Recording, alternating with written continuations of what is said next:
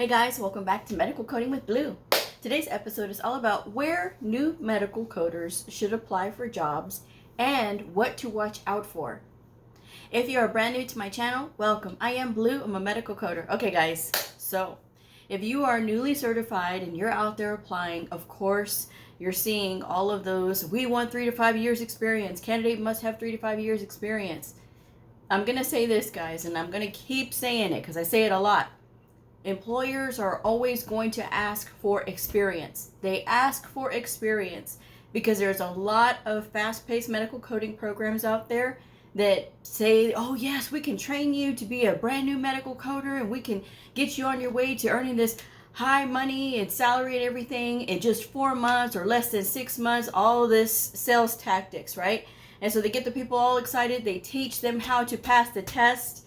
Don't teach them critical thinking, and then all of a sudden they're out there in the real world saying, hey, I'm a coder and I need a job, and no one wants to hire because people who graduate from these fast-paced coding schools end up not knowing how to code, and then they expect the employer to be training them. And the only problem with that is if that employer is hiring, they need somebody who's prepared now in order to be able to work.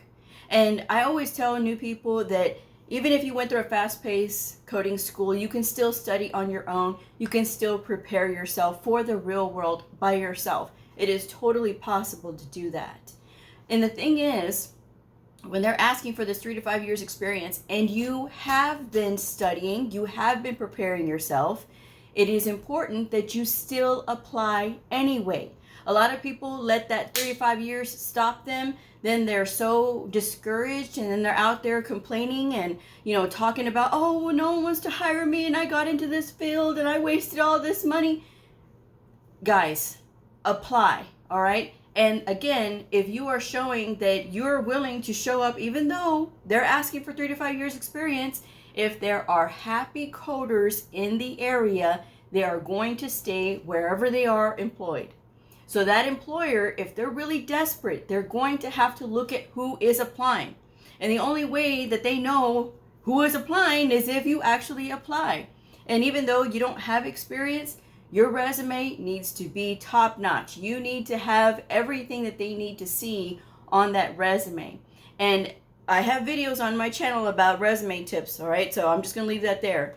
But the thing is, if you have a really good one-page resume, one page only, do not be like these people with the 4 to 5 page resumes and then they're upset because no one's calling them back. I wouldn't call somebody back with a 4 or 5 page resume. I wouldn't. If I'm a hiring manager, I wouldn't. One page, get right to the point. And that work history only needs to go back 10 to 15 years, okay? That's it. You don't need to go back any further than that. But apply to those places that you want to work. Now, here's the thing. A lot of people are getting taken advantage of because they want to apply online and they're applying with these companies that say, oh yes, remote work.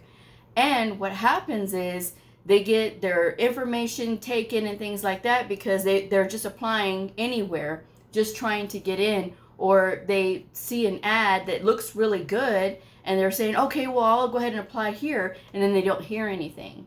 Okay, so that's the thing, guys. You have to be very careful about where you are applying. Now, where should new medical coders apply? They should apply with their local hospitals. Anything that is local. Go to whatever hospital you have in your town. Go to their website, go to careers, and you will see all of the available positions.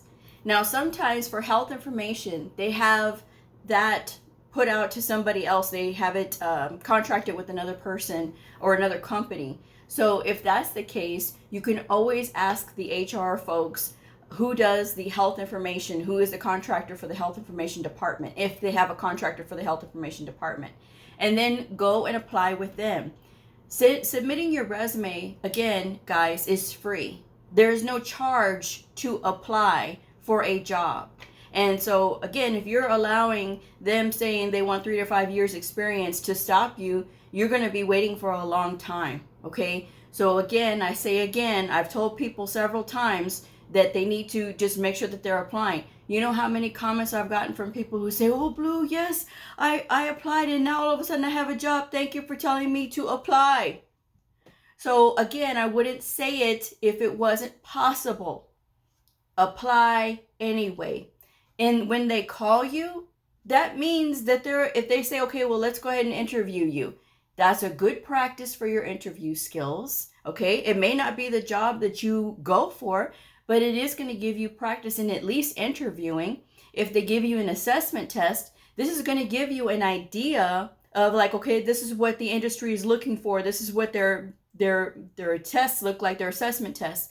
Because a lot of times I get requests for what do the assessment tests look like? I don't know, because every place is going to be different. When I got my forever job here, the assessment test was based on a lot of things. It was based on the CPT book. It was based on diagnosis coding. It was based on my knowledge of HIPAA. It was based on my knowledge of medical terminology and anatomy and all those good things. So that was a good mix. When I applied and got work with the level 1 trauma hospital, it was about, okay, what do you know about surgeries? What do you know about surgery coding? What do you know about anatomy? What do you know about, these things, modifiers? That was a big thing for them. And so every place is going to test you differently. So there's not one size fits all when it comes to these assessment tests. So again, even if you're going and they don't call you back, or they don't call you back for the job after you got in the interview, you've had a chance to practice your interview skills, because many people have a hard time with interview skills. They get very nervous and they really want this job and then all of these things. But again, if you're getting more and more practice, you're going to get more and more comfortable with presenting yourself and your skills. And not only that, it's a better gauge for your forever employer to see you relaxed, having gone through this a few times, the interview process, and now you're at the point where you're comfortable with yourself and talking about your skills and things like that. I saw a comment from a viewer that said, oh, well, the place that she was interviewing, they asked her to walk them through the coding for a scenario.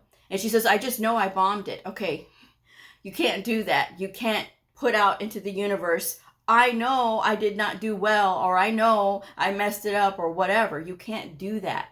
What you can do, though, is you can say, I did the best I could, and hopefully it was good enough, So we're going to see what happens. But again, don't be down on yourself, because they're going to ask you different things. And again, having that practice so that when you do finally interview with your forever home, you're going to be ready.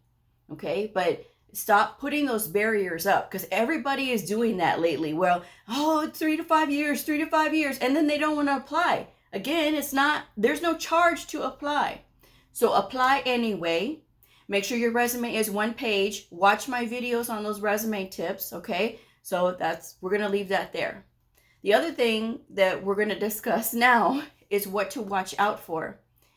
Applying with your local hospitals on their websites, that's going to bring down the risk of applying and you don't know what happened to your information, okay? Because that's a reputable place, that place. But you get on LinkedIn and you see these companies that are always hiring, and they say, oh, we have a $5,000 sign-on bonus, that kind of garbage. That's not for you. If you're brand new, that is not for you. Don't even waste your time. Those are headhunters.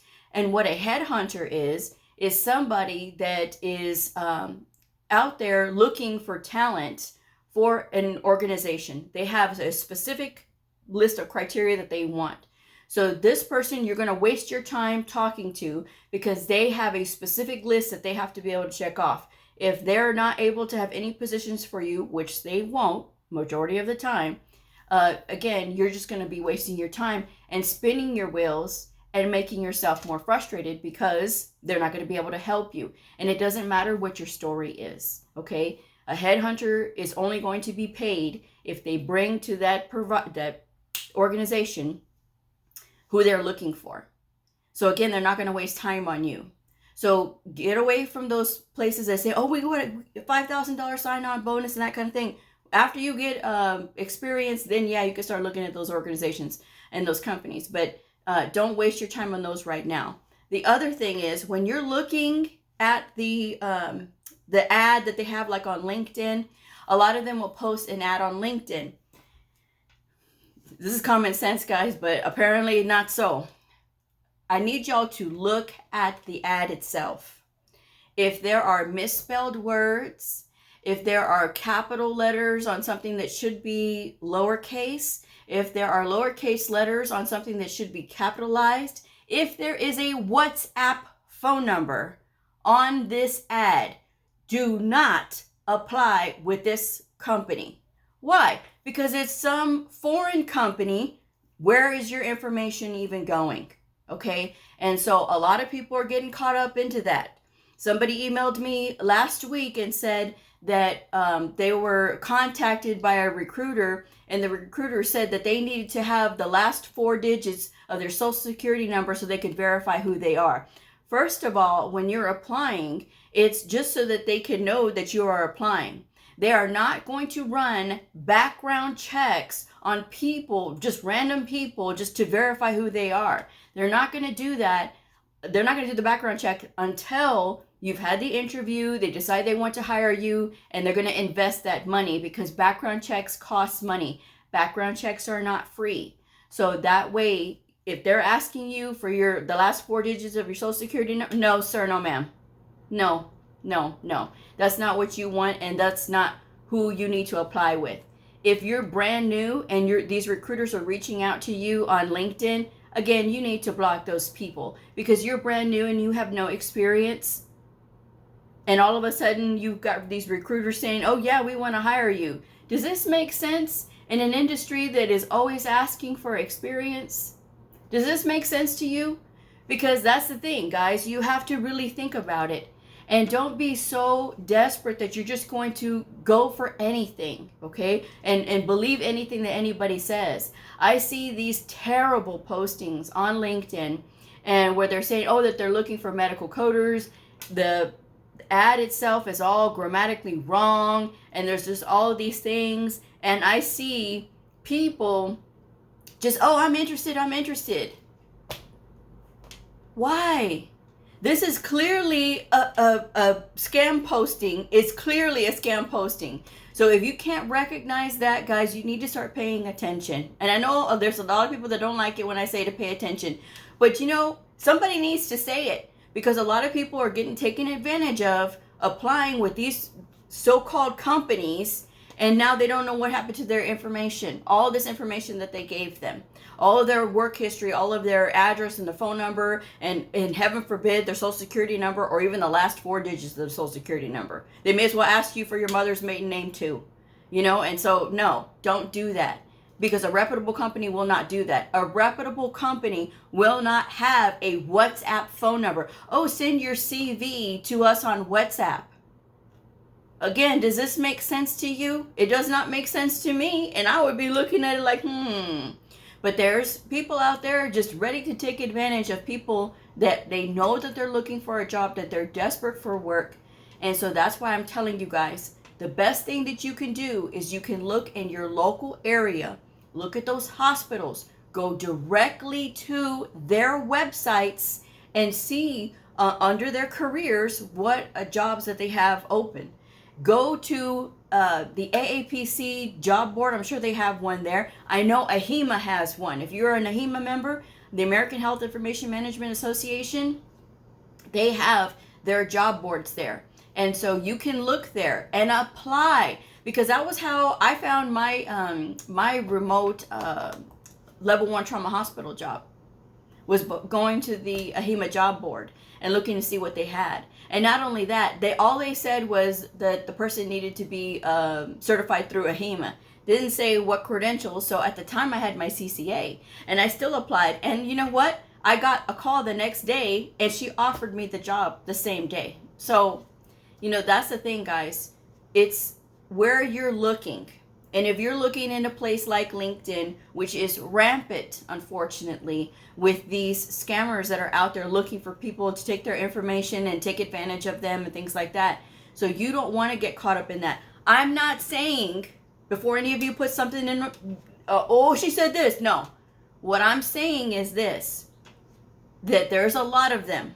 Now, there are some legitimate companies that, yeah, they're legitimate, But at the same time, you want to make sure that you're not going for these ones that the ad looks all messed up with grammar, and they're asking you to send them your CV on a WhatsApp. If they have a WhatsApp phone number on that ad to, contact us at WhatsApp. No, no, that's just a scam waiting to happen. So don't do that to yourself, okay? That's my biggest bit of advice there, because I know how hard it is to find a job. I was there, okay? I was there many years ago. Before all this YouTube and everything, when I was out there applying for a job, I was looking for 2 whole months for a job. And everybody says, oh, that's not long enough. I don't know what you think long enough is. But 2 months of still working, okay? And not just one job, 3, 7 days a week, trying to keep my head above water, trying to keep, my bills paid and everything. And trying to do all of that. And so everybody has a different situation, but that was my situation at the time. So 2 months is like an eternity. And then when my mom said, why don't you go back to the school and ask them if they have any leads, somebody that can help you to find a job. So I went and talked to the principal of the school, and he says, well, I have a friend that has a temp agency. And me, of course, I know everything, just like all these other new people who know everything. I said, oh no, I don't want a temp job, I want a real job. And he told me something I will never forget.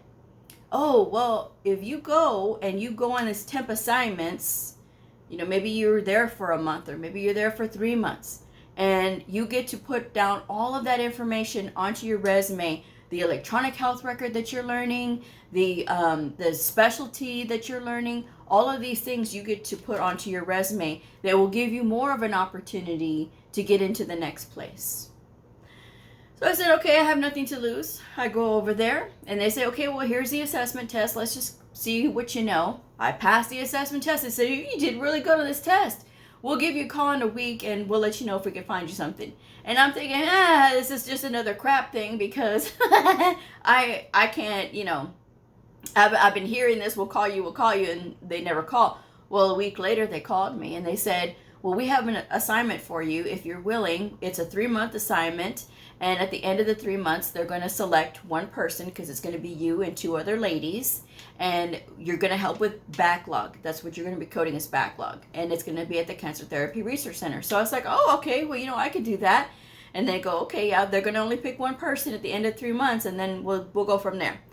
End of 3 months comes along, and I didn't get picked. But that's okay. It's all right. But like I said, the lady wasn't a nice lady, the one that I worked for over there. But anyway, so they called me and they said, well, we don't have any other assignments local, but we do have another assignment that you would have to move away. But if you move, then, you would still have a job, and you would have a job solidly for 5 years, because that's how long we have this contract for. I was like, no, I can't do that, because I didn't want to leave my mom. My mom was sick. And so then they said, okay, well, just think about it and give us a call back. And my mom was like, no, you're going. So that way you get your experience and you come back here.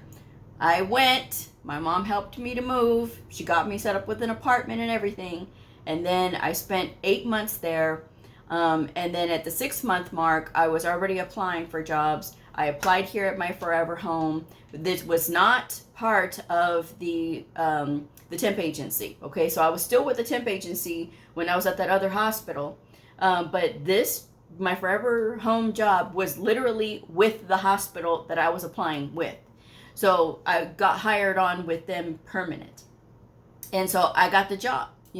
I didn't get the job the first round, but I did get the job the second round, because I was very insistent, and I was going to get as close to my hometown as I possibly could, because I couldn't get back to my hometown quite yet, because I still didn't have enough experience, but they were willing to take a chance with me here, and I did really good in that interview. And trust me, I was devastated when I didn't get the call back on the first time, because I was like, this was such a great interview. But the second interview they just offered me the job. I didn't have to interview again. So that's the thing, guys. It's possible. But if I would have had that defeated attitude, which a lot of people have right now, right? Oh, everybody wants experience, and how do I apply? Even though I say, I even posted that too on LinkedIn, is that you still have to apply anyway. Even though they're asking for experience, you still apply anyway. And not to work for free, because there's people that say, oh, well, I want to work for free. I did this video a couple weeks ago now about not working for free if you're a brand new coder. Guys, we have a trained skill that you either had to pay for or you spent time learning. You definitely spent time learning, and sometimes you pay for it, sometimes you don't. But either way, you're now invested. And you're trying to work for free in an organization that makes billions of dollars a year, or not organization, but a industry that makes billions of dollars in a year. Does this make sense to you? It doesn't make sense to me. Oh, well, they won't hire me if I don't know. What makes you think they're going to turn you loose even though you work for free? Because why? They have free labor. Why would they want to turn you loose? And again, let's not talk about HIPAA, okay? How badly this is a violation of HIPAA. Because the reason that you really can't volunteer to code is because this means that you have access to people's private protected health information. If you are accessing this and you are not an employee, you do not have an agreement in place about being able to access this information, and you keep it safe and private, that's a violation on that facility, on that doctor's office, on that organization. That's why you shouldn't do it. But again, there's people out there that are ignorant and don't know the law and don't know that this is a thing that, yeah, you can get in trouble for that too. So why even take a risk on your career before you get in by saying, yes, I'll work for free? Because again, it makes no sense to work for free when you're in an industry that can pay you. Because trust and believe that everything that doctor does for that patient comes down to the coding. It comes down to what did they document so that the coders can pick up those codes and that the billers can submit and send it off for payment. But the only way to get from point A to point B is through that coder. And if that coder is looking at that documentation, they're the ones that's getting the codes, obviously they have to be correct. Obviously everything has to be there. It has to be sequenced accurately as well. So if you're not doing that, but again, if you're doing that and then all of a sudden here's this money coming in, and it's not a little bit of money, it's not $20, it is thousands of dollars that's coming in. Coders don't realize sometimes how much money they make per year for the facilities that they work for or for the doctors that they work for. So you think about that. And then you want to sit here and give away your skill for free? Why? Because you want to go ahead and get yourself some experience. That's not how it works. You should not ever work for free. Medical coders should never work for free. And please don't give me that, oh, it's because they want experience. Like I said, you still have to apply anyway. Apply anyway because it's free, right? So again, never, ever, ever apply for these places that are with a WhatsApp phone number on them. Don't apply for these places that say, oh, we give $5,000 sign-on bonus, because if you're a brand new coder, that place is not for you yet. They need people who have experience, okay? All of these overseas companies that are trying to hire, and you can do your research and you can see where that company is based. And sometimes you can just click on their LinkedIn profile and you'll see that it's some foreign company. That's not the company for you to work for, okay? Because these overseas companies, they're looking for overseas people that are already over there. It's not just so that, somebody can be here and then travel over there. That's not the way that it works, okay? So make sure to recap. Let's go over this again. You are applying with your local hospital. Go to their website and stop wasting your time with these headhunters. Go to the website for these hospitals and start applying. Look at the job listings, because sometimes they're not always listed as medical coder. Sometimes it's listed as a reimbursement specialist, reimbursement technician, health records technician. You know what I mean? Like, they have different names for coders. So take your time to look at all of the job listings. So that way you can see, oh, they're looking for coding in this one, even though it doesn't look like it's for a coder. So that way you can go ahead and apply. Because trust me, the people are not doing that. People are just putting in coder and then getting really discouraged when they don't see coder in the job listing, okay? But again, if you're reading the job description, you'll be able to see that. And it does not matter if you have a CCA, it does not matter if you have a CPCA, you still need to apply. Because again, if that organization is so desperate that they need to hire somebody, they will take a chance on you, but they will not know who you are if you don't put yourself in front of them, okay? And I tell y'all this for y'all own good. All right, because I want y'all to get jobs. I want y'all to, finally have it pay off that all the schooling that you did. But if you want to sit there and get upset and get mad, that's wasted energy. It is completely wasted energy, because really, truly, everybody in this industry is going to be looking at you like, why are you complaining? This is a part of the industry. And especially to those people who like to share their feelings on LinkedIn. It's not about your feelings. This is the industry, and this is what they need. It is possible to get in, but you have to apply. And apply for the local places.